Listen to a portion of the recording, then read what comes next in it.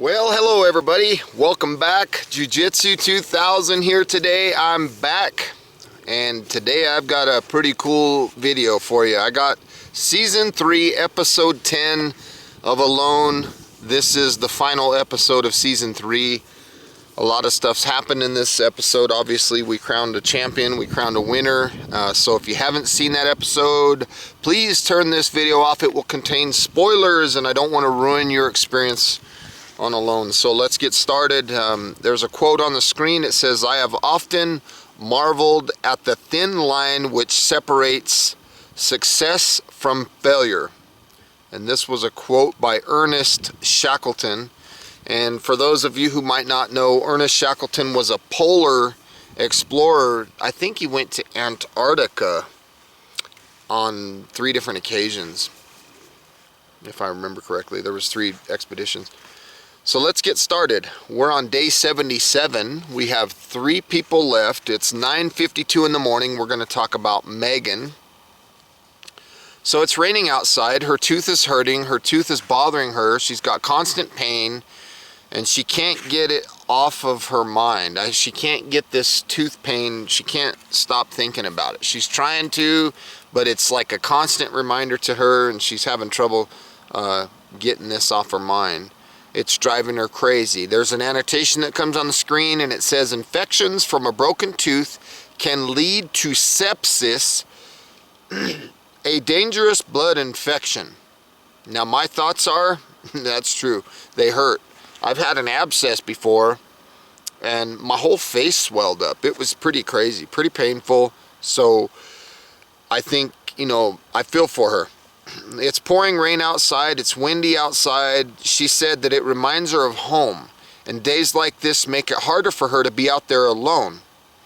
She's starting to mentally break down a little bit. She's missing her kids, her family, her husband.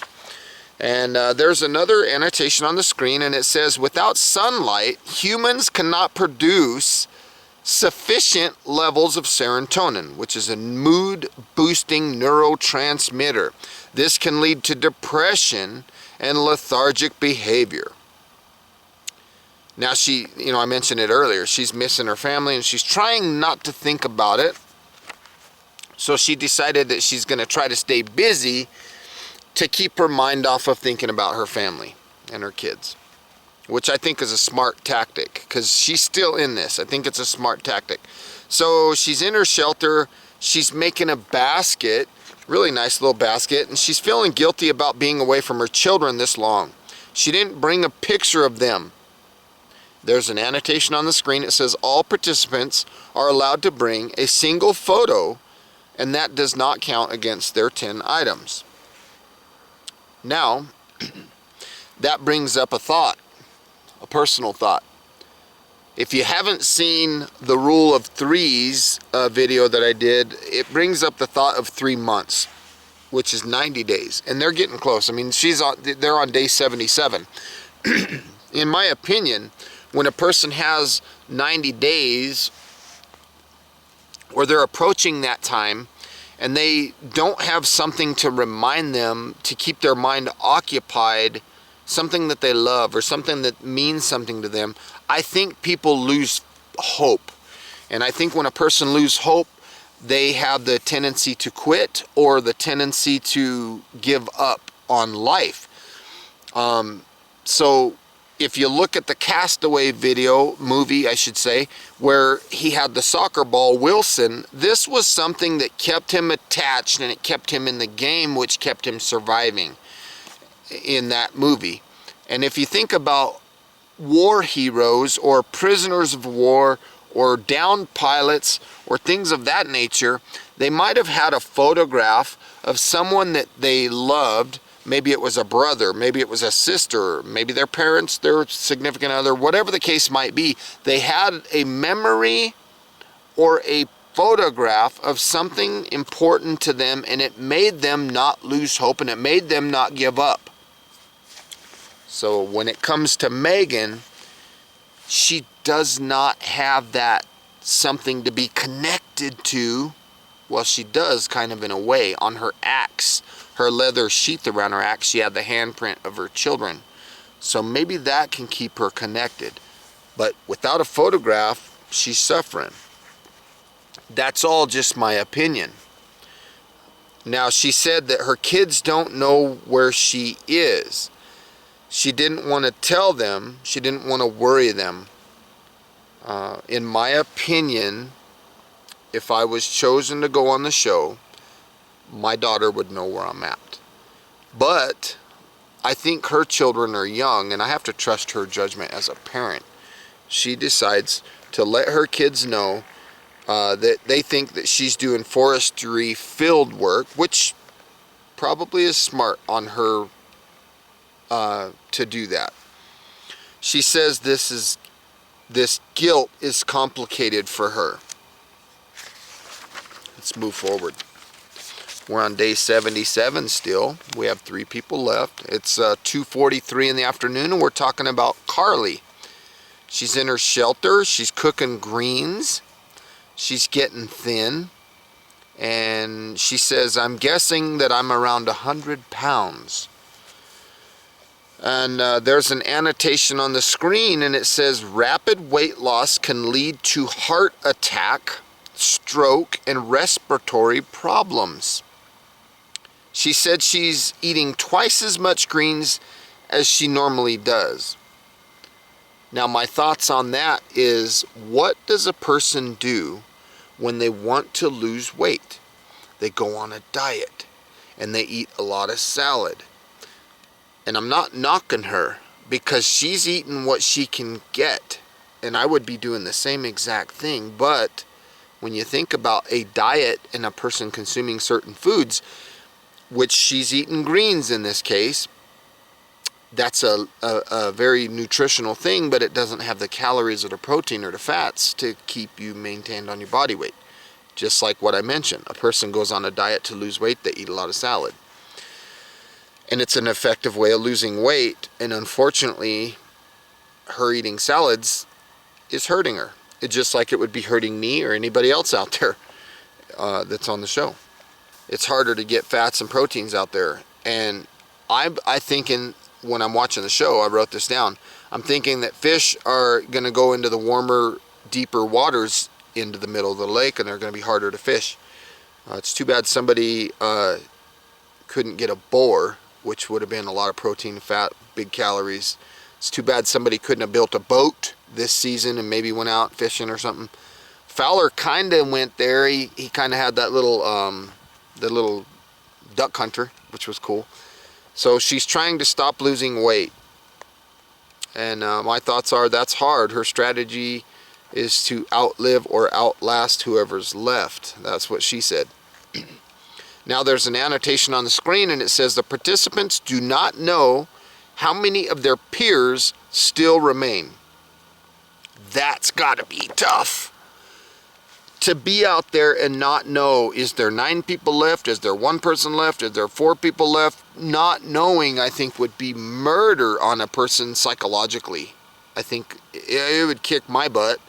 I'd be sitting there wondering about it all day long. It'd play mind games on a person, you know, not knowing. And the unknown, just the unknown factor of it sucks. And she's dealing with that right now. She says she thought she could live on plants alone, but she says, I guess I was wrong. She's going to try to go fishing again and to keep on staying out there. She's nervous about the next health check. I would be too. I really would. And then the annotation comes on the screen, and it says, Alone's medical team periodically checks the participants' vitals throughout their stay. And Carleigh says she's not sure if the doctor will tell her she's lost too much weight. So she's concerned. I mean, they're on day 77. This is to make sure that they're healthy enough to continue without suffering irreparable harm. That was an annotation. And Carleigh says she knows without extra calories, she doesn't know how long she can go. That's completely understandable. She started as a thin woman to begin with, and she's on day 77. I completely understand. Let's move forward. Still on day 77, 3 people left. About 4:30 in the afternoon, we're talking about Fowler. He's looking at his face. He's looking at the wrinkles. He's like, man, I'm getting these wrinkles. And there's an annotation on the screen that says severe nutrition, severe nutrient deficiency can cause a lack of elasticity in the skin, leading to wrinkles. There we go. So he's still losing weight. He says he needs fat. He's not getting enough fat from the fish. You know, they're pure protein. So he's checking his fish line, and it's sprung. I got excited for a second, but there's nothing on it. He says if he loses much more weight, they will pull him on a medical tap out. So he's already aware at his condition of himself. Now the show goes back to day 73, and it shows him on the scale during a routine medical check, and the doctor says that if your body mass index is dropping, and if it does not go up, you're at risk of being pulled. They told Fowler this on day 73. Then we're going back to day 77, right where we were, and there's an annotation on the screen, and it says Fowler has lost roughly 60 pounds since arriving in Patagonia. Now, if you think about that, 60 pounds over 77 days is 1.28 pounds a day. So he's been busy. He doesn't want to go. He decides to stay busy and going to go cut some more bamboo for chopsticks.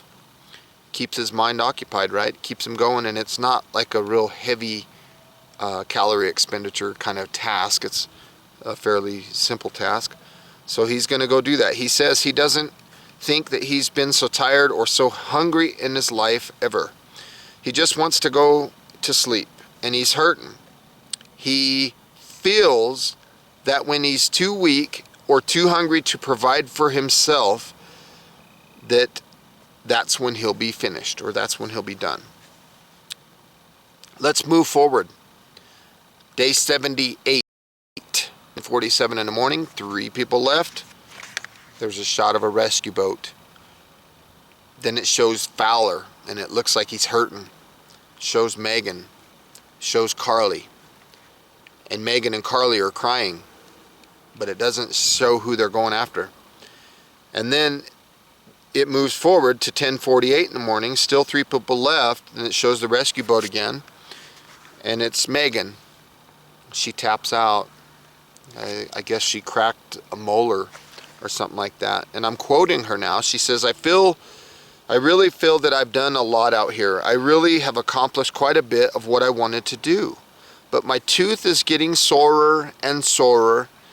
And then there's family. I'm missing them more and more every day. I know it's the decision that I have to make right now. There's things that happen outside your control, and you just have to be at peace with that. But I'll definitely miss this place for sure. I'm really appreciative that in the middle of my life that I was allowed to have this amount of time by myself to do a bit of life reflection. It's an immensely powerful thing to be alone and to be in solitude. Nature has an immense power to it, and when you're fully immersed in it for a significant amount of time, you really get an appreciation for every minute of the day and just how fragile life is. You have to live positively, and if you have the right mindset, it's amazing what can be accomplished. Every second with my family after this is going to be so profound. I can't wait to see my children and my husband. Boy, was I wrong about Megan. Early on, I thought she was too connected to her family, and in the early episodes of the show, I thought she would have been one of the first ones to quit. Here she is, the second runner-up, 3rd place. I mean, day 70, what was it, 78? Megan is a champion. I give her tons of respect. You know, 78 days. Wow. Can't believe it. Let's move forward. Day 80. 2 people left. We have Fowler and Carleigh. It's 7:48 in the evening. We're talking about Fowler. He's in his shelter and he's looking at his twig legs, as he puts it, and his twig self. He couldn't believe that he's gotten so thin. There's an annotation on the screen and it says, in starvation mode, the body breaks down skeletal muscle when it runs out of glucose. I've been talking about that for a long time. Let's move forward. 6 days forward. Day 86. 2 people left. 8:22 in the morning. We're talking about Carleigh.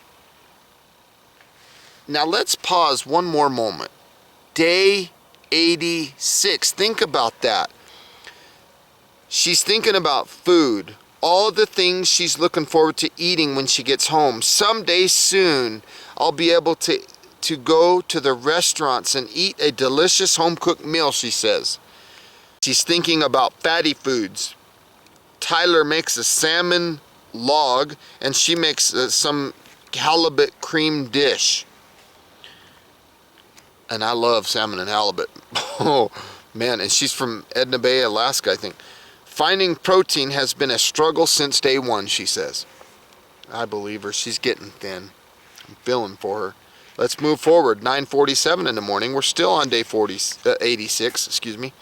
And 2 people left. And Carleigh feels scared of having to tap or get pulled. Here comes a boat, she says, which worries me a lot. Are they going to pull me out? I don't know. And then she gets real emotional, kind of has a breakdown moment, kind of crying a little bit. Who wouldn't be? You've laid everything you got out there and you hear a boat coming. That would freak me out too. You're trying to win $500,000 to settle you for life. And then the annotation comes on the screen and it says, Alone's medical team does not provide any support while the participants are still competing. Their sole purpose is to monitor critical vitals and intervene in the case of an emergency or health risk. So they come in the boat and she gets on a scale and weighs in 45.8 kilograms, which is 101 pounds. She's lost nearly 30% of her body weight since arriving in Patagonia. Wow, 4.7 miles away, we're talking about Fowler. Same thing's happening. There's an annotation on the screen and it says a 10% loss in body weight over a short time span indicates the start of the body's starvation mode. Fowler has lost more than 70 pounds, nearly 35% of his body weight. Think about that. 70 pounds. And Carleigh just weighed in at 101. He lost almost Carleigh. Wow. That's a lot of weight. Let's move forward. We're going back to Carleigh now. We're still at the same time. They're still, okay, so they asked her to sit down, please. She looks nervous. And they're checking her blood pressure, her pulse. They stick this, checking her heart rate. They're doing a routine medical check. Now we're back to Fowler. Same thing, they're checking inside his mouth. Got a flashlight, looking at his teeth and things. And then there's another annotation on the screen and it says that participants are automatically pulled from the show when their BMI, or body mass index, gets 17 or lower. Back to Carleigh. BMI, this is an annotation on screen.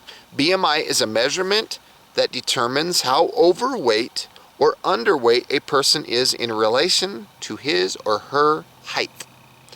At a BMI of 17 and under, humans are at risk of comprehensive organ failure resulting in death. They make it sound much more powerful, I think, than it really is, in my opinion. Let's move forward. Day 86. Obviously, 2 people left. 10:19, we're talking about Carleigh. We're in the morning still, 10:19. There's a male voice, and I'm quoting this. The doctor has found that you're in a critical zone, and we're going to have to extract you for medical reasons. Are you serious? How hard would it be to hear that? You're on day 86. She's tore up. She's crying. And she has a very similar response that Dave had. Dave just said, "Okay." Carleigh says, "Okay." They both completely accepted it. This has got to be tough. This has got to be hard. Gosh. There's an annotation on the screen that says Carleigh's BMI measured 16.8.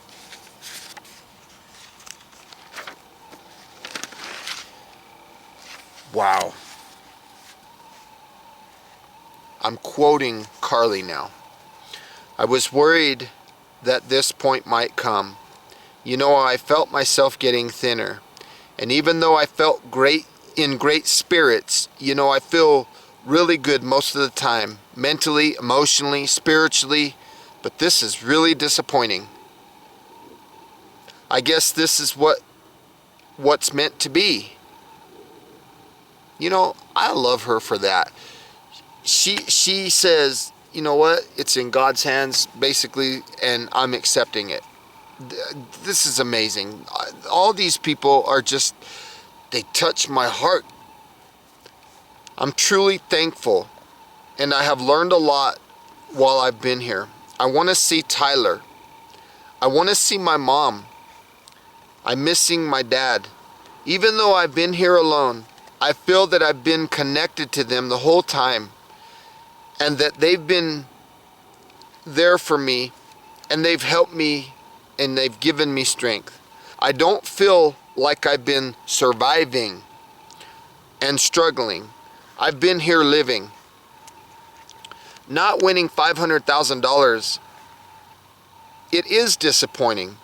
More so that I cannot help others, that I can't buy my mom property and build a house and help some friends to have a better life. And I was hoping to save for my life and my children. But my physical body can't do this anymore. And so it's not mine to have. This place has really become a part of who I am. And I've come out more alive than I've ever been.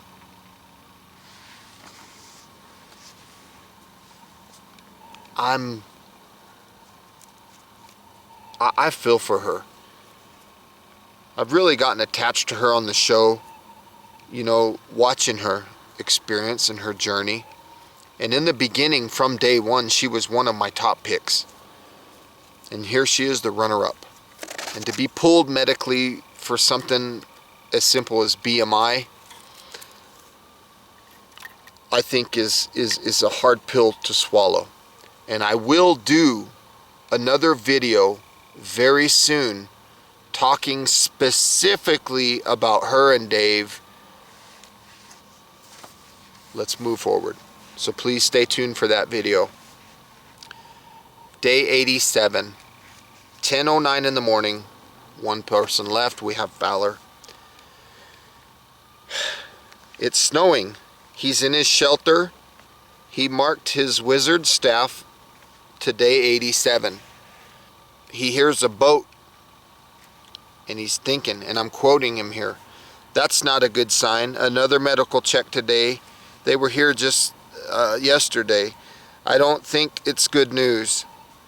It might be over for me. I want it to be over, but not because I failed to acquire enough food. I have the energy to continue, the mental and the physical fortitude to make it go 90 days, and then some, maybe even 100 days. I'm pretty nervous, but at least I won't have quit. I won't have given up. I won't have surrendered," I think is what he said. So they're checking his blood pressure. And then there's a scene where he's kind of standing there with his wizard staff, and he's very almost nervous. Like I don't know, the scene was, I mean, he's just like, he's kind of having a breakdown. And I'm quoting him. He said, and I mean that with all the respect in the world. He said, "Last night I worked on a yarn thing for Jamie, his wife, to wind her yarn ball around. I started thinking about the family, talking about the girls, and I kind of broke down for a little bit there, and he's like doing that stuff like he's nervous or something. It's getting harder and harder to think about them. I miss those girls so much. They've been alone for so long, and to have that family there, just missing them, I think of all the stuff I want to do with them, you know, and as they get older, they got little sharp elbows and knees, and I'd even take a sharp elbow to the gut right now, just to be with them again. I've wanted a family my whole life, and it's the best thing in the world, and I just miss it." And at that moment, his wife, Jamie, has been sneaking up behind him. And at that moment, she's getting ready to grab him from behind, but she doesn't grab him just yet. He says, "I just, you know, as long as there's strength in me, and I feel that I can push through it, I do. And I don't give up because of them." And at that moment, she grabs him from behind. Wow, it was cool. It kind of reminds me of season 2 when Dave McIntyre, the way it was awesome. It's such an emotional moment. There's, like I said with Dave McIntyre on season 2, there was so many emotions going on at that. I mean, just force fed right there. Boom. All these just boom, explosion of emotions. She grabs him from behind. He looks over at her and he says, "Holy God." And he hugs her. They hug tightly. They kiss, of all these happy emotions. She says, "You won. It's over." He says, "I can't believe you're here." And he says, "I don't care that I won." In other words, it's more important to him to see his wife. Of course he wants the money. Of course he wants to win. That's just my opinion. I'd have been the same way. And he explains his wizard staff to her. He takes her and shows her his shelter. And he gives her 200 chopsticks and a bunch of spoons, and she is so proud of her husband. What an amazing moment, you know. Those moments, I think, are just priceless. You know, you can't put a value on them. Now I'm going to quote him. "I don't really consider myself a survivalist. Some people just want to take a knife and go out into the woods and see how long they can make it. That was never one of my interests. I want to be able to survive in any situation. If there's something that you want, it's not something you accomplish in one night. It doesn't matter your pace. It doesn't matter your strengths or your weaknesses. As long as you keep pushing forward, you are achieving something. This is special. It doesn't get much more special than going to Patagonia and surviving in the outback. This has been the best experience in my life." Then he goes to see his family and his wife and his 2 kids. And I'm quoting him again. And now he's back home. "Being alone isn't something I think I'll ever pursue again. I love my wife and our little girls. In the end, after this adventure, my place is at home with my family. Arriving in Patagonia, I wanted to have an adventure like I've been reading about my whole life. This is my chance to have my real adventure, but as time went on, I began to realize being alone long-term is not how life is meant to be enjoyed. We need human contact. For me, going forward, it's very simple. Have your family, love them, make stuff, and be happy. That sounds good to me. Fowler out." And that's how the show ended.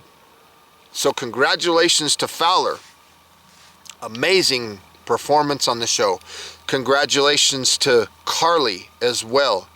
I think she did amazing. And again, stay tuned, folks.